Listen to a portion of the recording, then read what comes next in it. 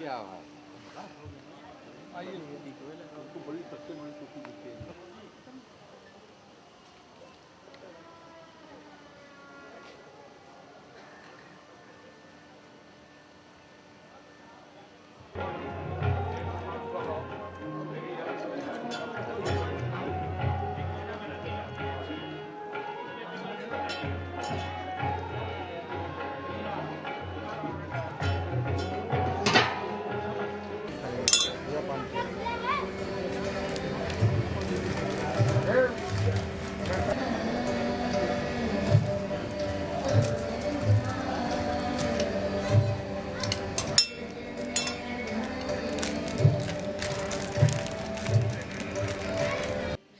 लगभग 5 दशक से इस हारमोनियम के क्षेत्र में लखनऊ में संगीत के क्षेत्र में प्रचुर शिक्षा भी प्रदान की।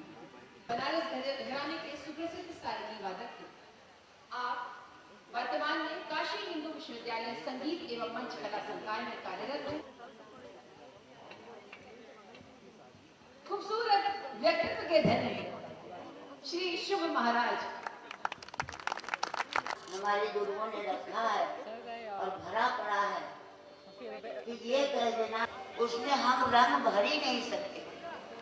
तो हमारी जो ठुमरी की प्रथा है वो हमारे बड़े बहुत गर्व भी होता है मेरे कभी मेरे गुरु के ऊपर मेरा आशीर्वाद।